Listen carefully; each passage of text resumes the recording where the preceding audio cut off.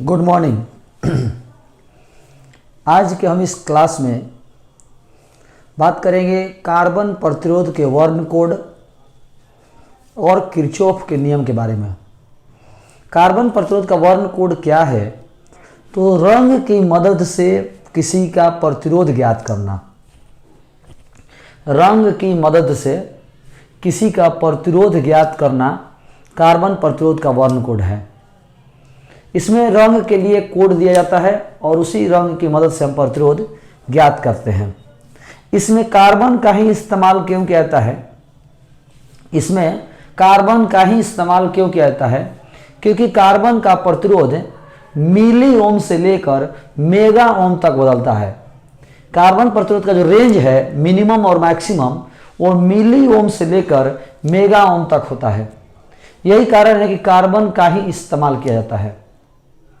यही कारण है कि कार्बन का ही इस्तेमाल किया जाता है। ये कार्बन का इस्तेमाल करने का रीजन यही है कि मिली ओम से मेगा ओम तक बदलता है। मिली ओम से मेगा ओम तक बदलता है। यही कारण है कि कार्बन का ही इस्तेमाल किया जाता है। अब हम बात करने वाले हैं, थोड़ा समझने की कोशिश करिएगा कि ये काम कैसे करता है। तो जब कार्बन छड़ का उपयोग विद्युत परिपथ में करते हैं, जब कार्बन छड़ का उपयोग विद्युत परिपथ में करते हैं तो कार्बन छड़ से होकर धारा प्रवाहित होने लगती है। जब कार्बन छड़ का उपयोग विद्युत परिपथ में करते हैं तो कार्बन छड़ से होकर धारा प्रवाहित होने लगती है। कार्बन छड़ से होकर धारा प्रवाहित होने लगती है और धारा जब प्रवाहित होगी तो स्वाभाविक सी बात है तापमान परिवर्तन होगा, तापमान बढ़ेगा, क्योंकि धारा प्रवाह से एच समानुपाती आई स्क्वायर होता है। एच समानुपाती आई स्क्वायर होता है। तो जब धारा का प्रवाह होगा तो ऊष्मा उत्पन्न होगा, यानी तापमान बढ़ेगा। धारा प्रवाह के कारण जब कार्बन छड़ का इस्तेमाल विद्युत परिपथ में किया जाता है तो कार्बन छड़ से होकर धारा प्रवाहित होने लगती है। धारा प्रवाह के कारण छड़ का तापमान में परिवर्तन आता है और तापमान में जब परिवर्तन होगा तो वीन का विस्थापन नियम कहता है,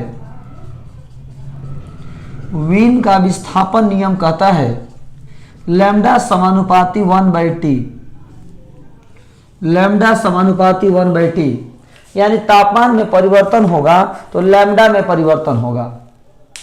तापमान में परिवर्तन होगा तो लैम्डा में परिवर्तन होगा।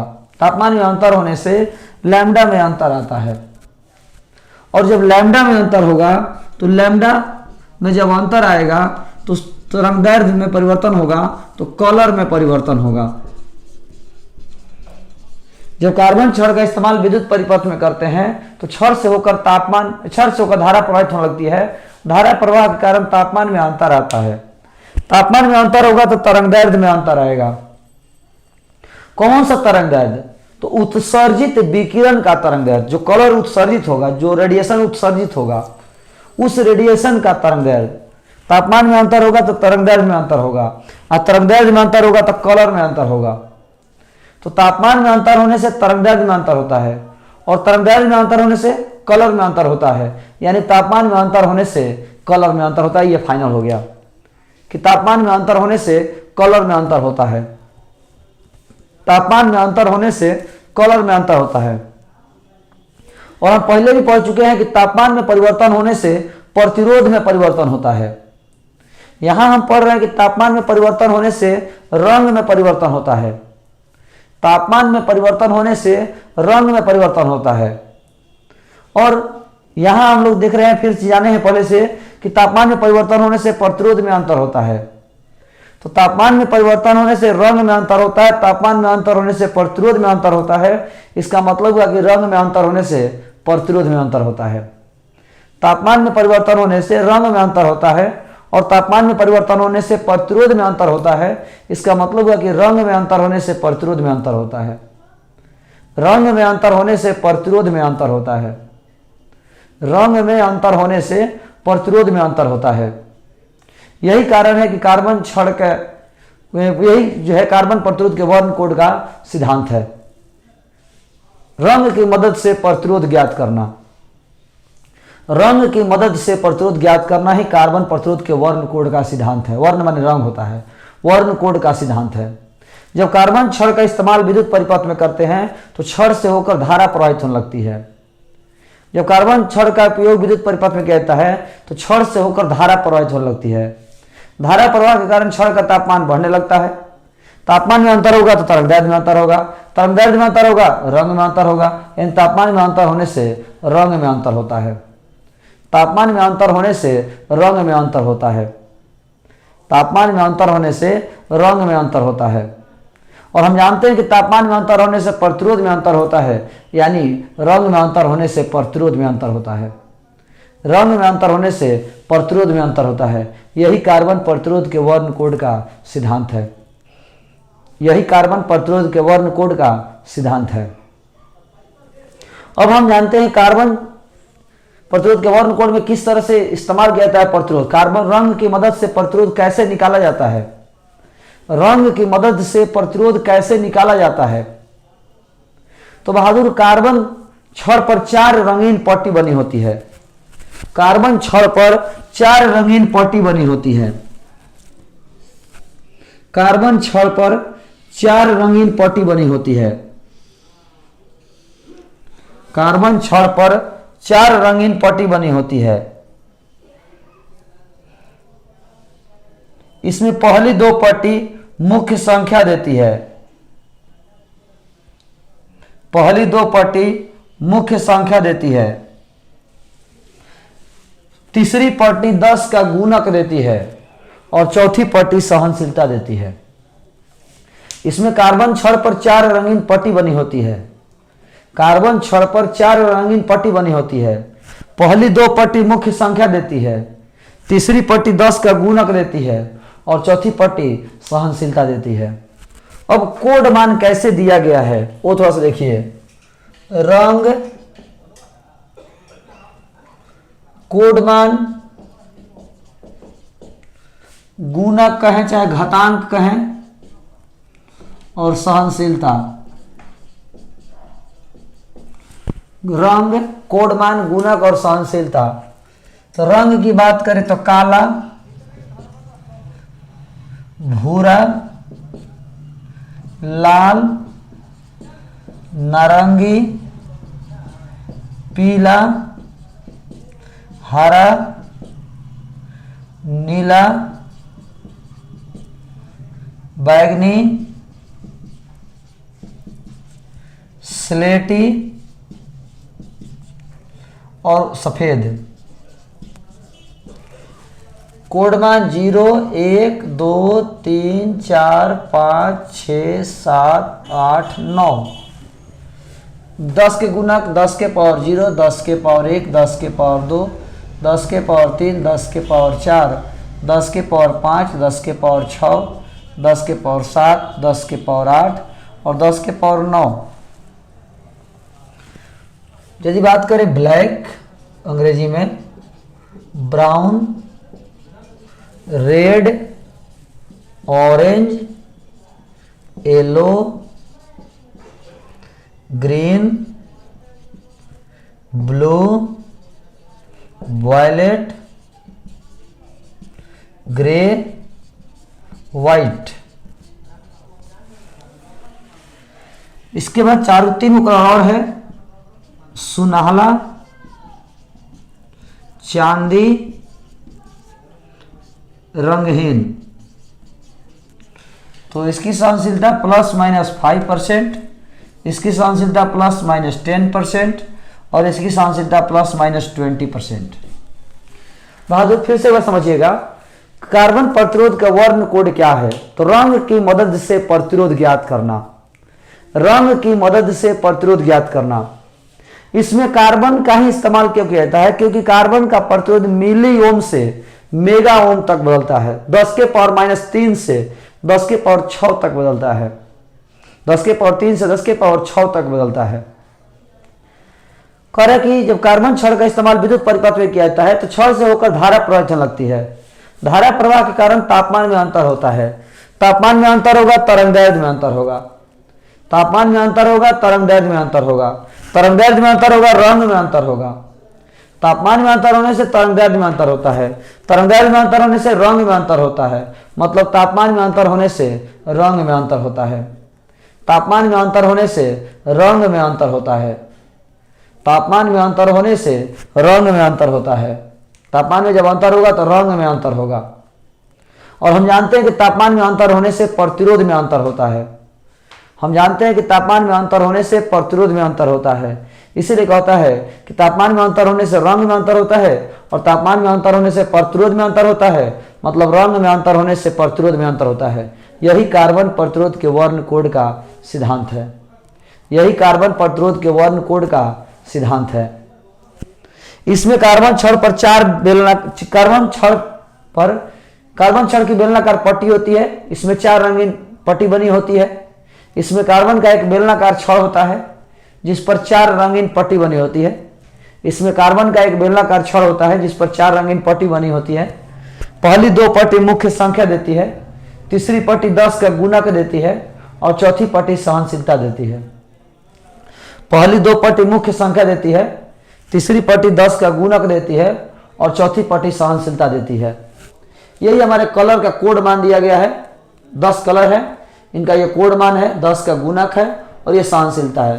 सहनशीलता केवल यही 3 कलर का होगा। सहनशीलता केवल यही 3 कलर होता है। चौथा पट्टी जब भी होगा यही तीनों में से कोई एक होगा। चौथा पट्टी जब भी होगा इन्हीं तीनों में से एक होगा। अब इसका इस्तेमाल कैसे करना है, तो एक एग्जांपल है कि कार्बन छड़ के चारों पट्टियों का रंग क्रमशः, कार्बन छड़ के चारों पट्टियों का रंग क्रमशः, कार्बन छड़ के चारों पट्टियों का रंग क्रमशः लाल नीला, चारों पट्टियों का रंग क्रमशः लाल, नीला, पीला और सुनहला है। चारों पट्टियों का रंग क्रमशः लाल, नीला, पीला और सुनहला है। चारों पट्टियों का रंग क्रमशः लाल, नीला, पीला और सुनहला है। तो प्रतिरोध ज्ञात कीजिए। तो पहली 2 पट्टी मुख्य संख्या देती है। तो पहली 2 पट्टी के लिए इस टेबल में देखेंगे, तीसरी पट्टी के लिए इस टेबल में देखेंगे और चौथी पट्टी के लिए इस टेबल में देखेंगे। तो पहली 2 पट्टी इसमें देखना है, लाल और नीला। तो लाल का कितना है 2, नीला का 6। तो पहली 2 पट्टी मुख्य संख्या देती है, 26 हो गया। तीसरी पट्टी 10 का गुणक देती है। तीसरी पट्टी पीला है तो गुणक वाला में देखना है। तो 10 के पावर 4 ओम, प्रतिरोध निकल गया। चौथी पट्टी सुनहला है, ±5% आंसर, ±5%। पहली 2 पट्टी मुख्य संख्या देती है, तीसरी पट्टी 10 का गुणक देती है और चौथी पट्टी सहनशीलता देती है। एक और एग्जांपल देखिए। चारों पट्टियों का रंग क्रमशः नारंगी, पीला, नारंगी, पीला, हरा और चांदी है। चांदी का रंग जैसा चारों पट्टियों का रंग दिया हुआ है और हमें प्रतिरोध निकालना है।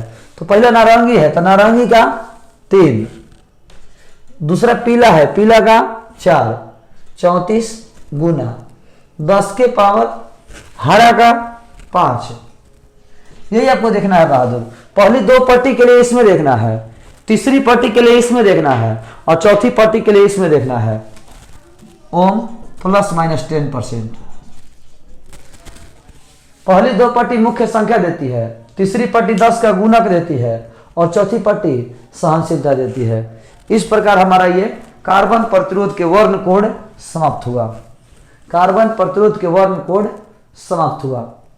अब हम थोड़ा सा इसमें आपको याद करने के लिए बता दे रहे हैं कि इसको याद कैसे रखना है। कोड मान जो है आप आसानी से याद रख सकते हैं। एक तरीका बता रहे हैं, इस तरीका से कोड मान आप आसानी से याद रख सकते हैं। इस तरीका से आप कोड मान आसानी से याद रख सकते हैं। कोड मान है, तरीका है बीबी रोए ऑफ ग्रेट ब्रिटेन, बीबी रोए of great Britain has very good wife है। इसमें आपका ये पहला कलर 0, 1, 2 3 4 5 6 7 8 9। इस तरह से आसानी से इसको याद रखा जा सकता है। 9 10 रंग आपका black brown red orange yellow, black brown red orange yellow, green blue violet grey white, black brown red orange yellow, green blue violet grey white, black brown red orange yellow, green blue violet grey white. 0 1 2 3 4 5 6 7 8 9। ये पूरा यदि आप sentence याद रखते हैं तो code मान और रंग को याद करने में बहुत ज्यादा आसानी होगी। यदि आप पूरा सेंटेंस याद रखते हैं तो रंग और कोड मान आप आसानी से याद रख सकते हैं। अब हम बात करने वाले हैं गुणक में कोई बड़ी बात नहीं है, जो कोड मान है वही पावर में है। 10 के पावर 0, 10 के पावर 1, 10 के पावर 2, 10 के पावर 3, इस तरह से। अब हम बात करते हैं, थोड़ा समझने की कोशिश करिएगा कि किरचॉफ का नियम क्या है। किरचॉफ के नियम किसको कहेंगे, किरचॉफ का नियम होता क्या है, एग्जाम की दृष्टि से बहुत ज्यादा महत्वपूर्ण हो जाएगा। किरचॉफ का नियम एग्जाम की दृष्टि से बहुत ज्यादा ही महत्वपूर्ण हो जाएगा। किरचॉफ का नियम 2 प्रकार का होता है। पहले किरचॉफ का नियम है क्या, तो वह नियम जो परिपथ में धारा और विभवांतर के बंटवारे के संबंध में सूचना प्रदान करता है। वह नियम जो परिपथ में धारा और विभवांतर के बंटवारे के संबंध में सूचना प्रदान करता है। एक ऐसा नियम जो परिपथ में धारा और विभवांतर के बंटवारे के संबंध में जानकारी देता है वो किरचॉफ का नियम है। इस आधार पर किरचॉफ के 2 नियम हो गए, एक जो धारा के बंटवारे के संबंध में बताता है और दूसरा जो विभवांतर के बंटवारे के संबंध में बताता है। एक बताता है कि धारा का बंटवारा कैसे होता है और दूसरा बताता है कि विभवांतर का बंटवारा कैसे होता है।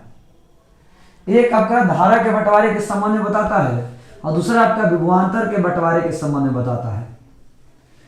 जो धारा के बंटवारे के संबंध में बताता है वो प्रथम नियम है। जो धारा के बंटवारे के संबंध में बताता है वो प्रथम नियम है और जो विभवांतर के बंटवारे के संबंध में बताता है वो दूसरा नियम है। जो धारा के बंटवारे के संबंध में बताता है वो प्रथम नियम है और जो विभवांतर के बंटवारे के संबंध में बताता है वो दूसरा नियम है।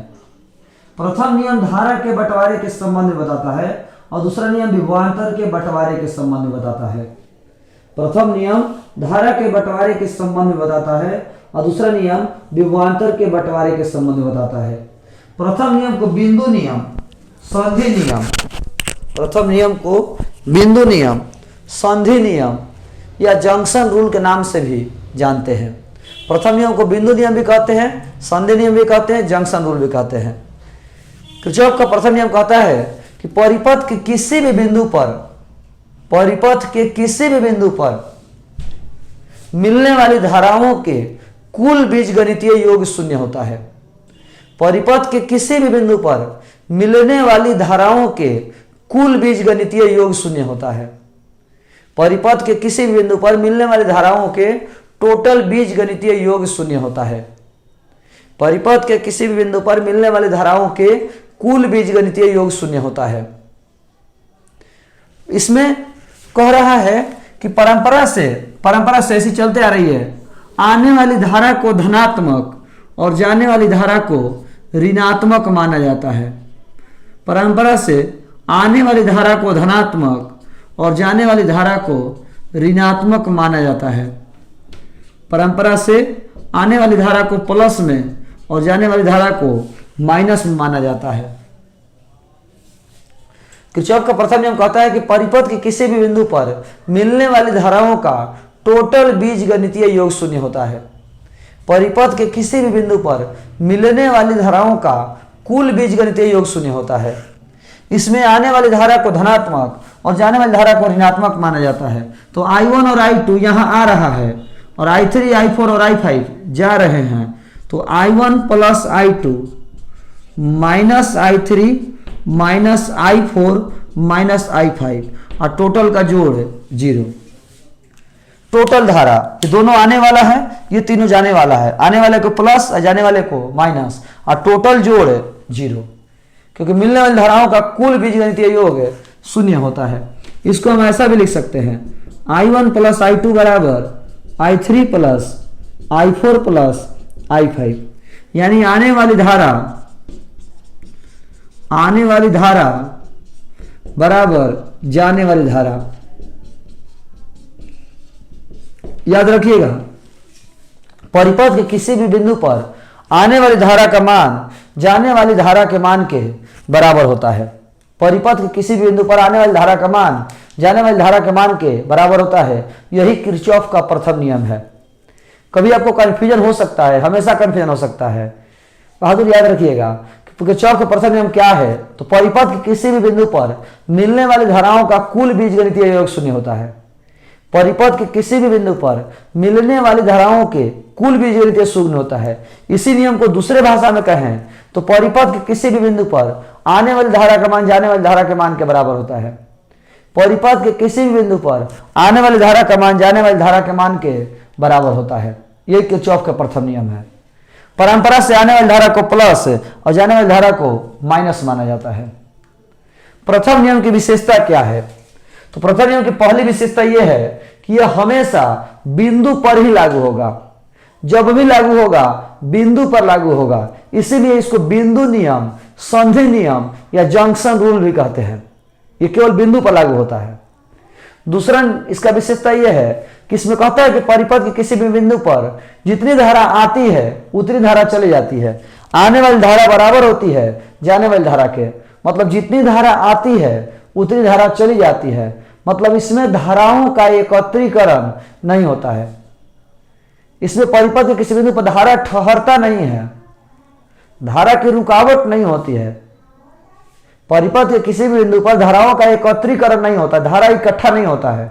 जितना आता है उतना चला जाता है। तो जितना धारा आता है उतना धारा चला जाता है।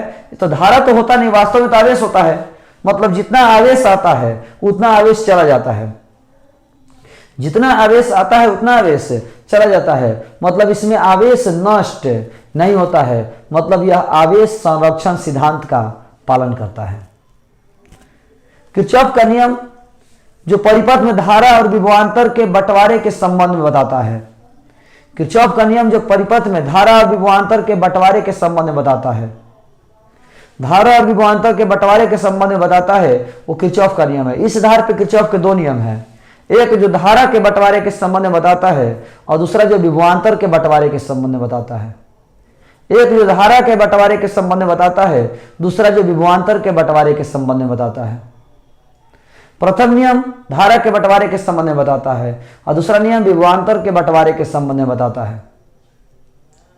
इसमें आने वाली धारा को मान जो है जाने वाली धारा के मान के बराबर होता है। प्रथम नियम में परिपथ के किसी बिंदु पर मिलने वाली धाराओं का टोटल जोड़ 0 होता है, यानी इसमें आने वाली धारा बराबर होती है जाने वाली धारा के। परंपरा से इसमें आने वाली धारा को धनात्मक और जाने वाली धारा को ऋणात्मक माना जाता है। इसकी विशेषता यह है कि यह केवल बिंदु पर लागू होता है, इसीलिए इसको बिंदु नियम या संधि नियम भी कहते हैं। इसमें आने वाली धारा जाने वाली धारा के मान के बराबर होता है। मतलब इसमें धारा रुकता नहीं है, धारा इकट्ठा नहीं होता है, धारा का एकत्रीकरण नहीं होता है। जितना धारा आया उतना धारा चला गया, मतलब जितना आवेश आया उतना आवेश चला गया। तो जितना आवेश आया उतना आवेश चला गया, तो आवेश नष्ट कितना हुआ? तो आवेश नष्ट नहीं हुआ। यह आवेश संरक्षण सिद्धांत का पालन करता है। प्रथम नियम आवेश संरक्षण सिद्धांत का पालन करता है। प्रथम नियम आवेश संरक्षण सिद्धांत का पालन करता है। याद रखिएगा, प्रथम नियम आवेश संरक्षण सिद्धांत का पालन करता है। प्रथम नियम आवेश संरक्षण सिद्धांत का पालन करता है। यह हमारा किरचॉफ का प्रथम नियम हो गया। अब हम लोग किरचॉफ के दूसरा नियम के बारे में बात करेंगे। तो दूसरा नियम के लिए हम अगले वीडियो में मिलेंगे, अगले क्लास में मिलेंगे। तो आज अगले वीडियो में वीट स्टोन सेतु और दूसरा नियम के बारे में बात करेंगे। तो आज के इस क्लास में इतना ही। धन्यवाद।